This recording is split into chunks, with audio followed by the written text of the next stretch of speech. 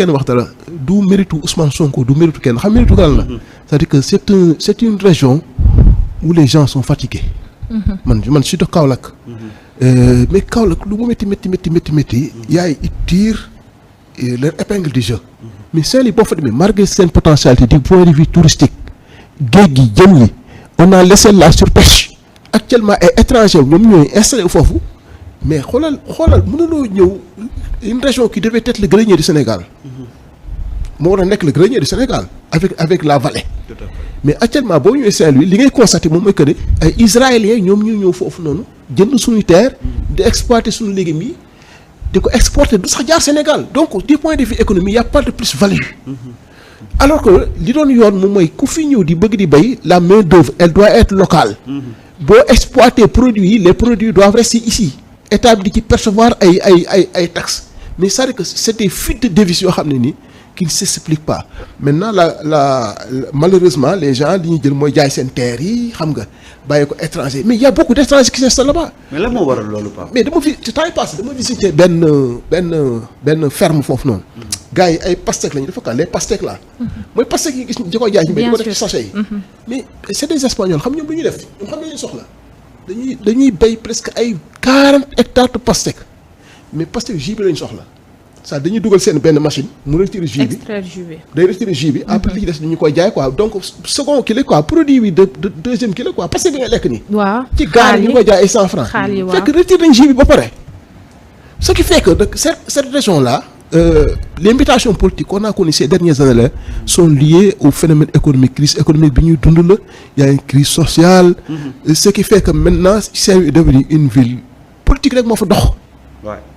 Et malheureusement donc Ousmane Sonko dafa jaar fekk benn situation boo xam ne kii est favorable bon mu ñëw il a surfé sur la vague et ce qui a fait que aujourd'hui bon Pastef seen coalition boobu nekk fa am fa doole quoi mais ça ne veut rien dire ça veut rien dire c'est-à-dire que bu ñu réglé wulee les problèmes des Saint-Louisiens ils vont se retrouver dans la même situation. On va revenir sur ça. Inch'Allah en tout cas nee naa ko de Sénégal moom fi mu nekk nii ndeke féppay metti foo yaakaar ni moo tane rek surtout ville de Saint-Louis. waaw Saint-Louis moom foofu moom insister ci foofu parce que Saint-Louis sama dëkk la.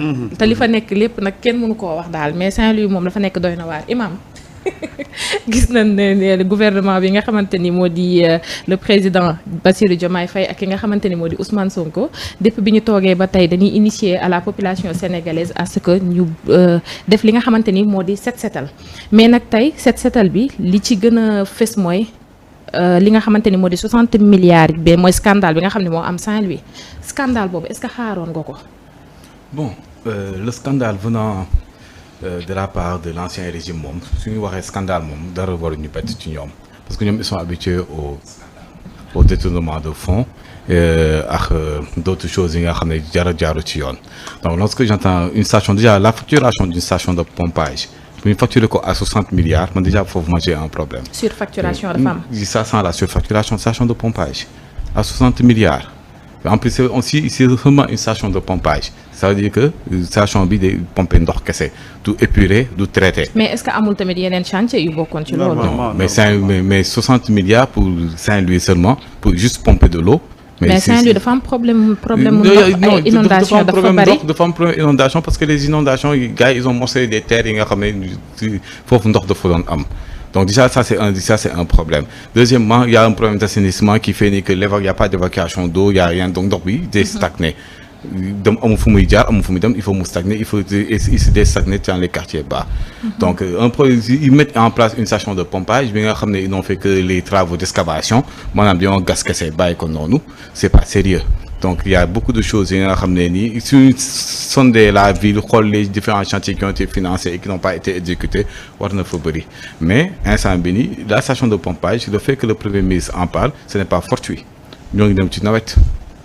nawet égale taw égale inondation donc il faut qu'il parle il faut déjà qu'il prévient les gens que la station qui devait vous permettre de régler le problème des inondations n'a pas été effectuée pourtant on a décaissé l'argent a été décaissé donc il va falloir que ñu sondé loolu xool où se trouve le problème maintenant pour revenir sans que maa ngi doon dégg Pape Sadio lu mu doon wax concernant l'agriculture par exemple au niveau de Saint-Louis mais en dehors de ça par exemple il y a le maïs il y a une forme de maïs bi nga xam ne day saf suukar mooy nekk ci pot yi nga xam ne en conserve bi nga xam ne moom la ñuy fi jaay benn 1000 francs mais faut Saint-Louis lañ koy béyee suñu paree jël ko dugal ko bateau parce que ça prend pas le fret aérien mu dem ñu transformer ko uniwaat ñu koy jaay benn pot bu ndaw 1000 francs te pot bu ndaw c'est pas un demi c'est un quart d'un épi à peu près moom la ñuy jël defal la ko jaay la ko 1000 francs defal la ci ay conservateurs ñu toog nga def ko ci sa salade.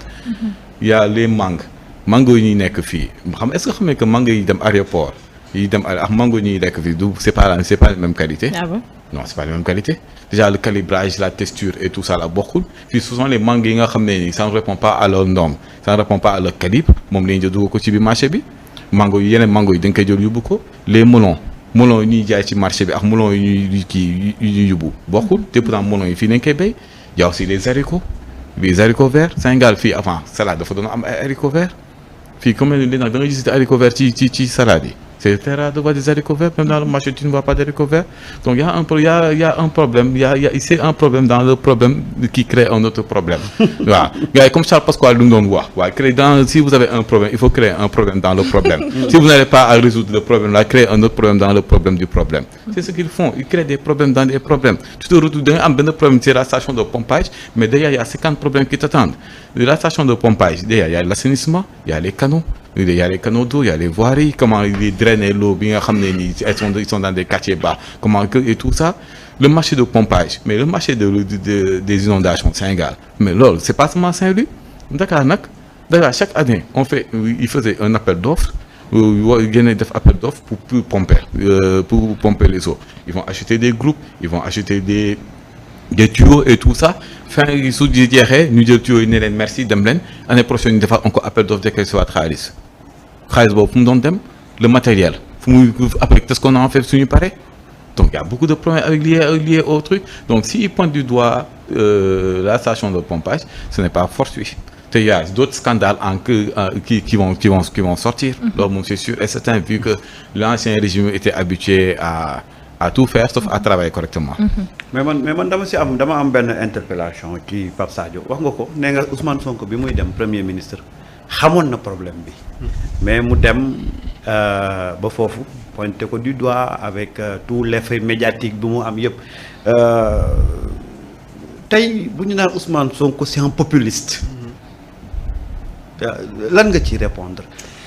waaw man am na sax benn article bu mosoon bind laa sur le populisme la xam nga. Sénégal dafa am benn classe politique boo xam ne dañuy vivre ay mutations yoo xam ne nii mutations yi da leen a dépassé Ousmane Sonko fait partie de la génération des technopolitiques c'est pas un populiste c'est un technopolitique politique c'est-à-dire c'est une génération de jeunes politiciens qui sont arrivés dans l'arène politique nantis d'abord de savoir académique et qui pratiquent la politique d'une autre manière c'est-à-dire Ousmane Sonko a participé à moderniser la vie politique au Sénégal loolu bu ñu ko fàtte. Ok. Comment? Il a modernisé d'abord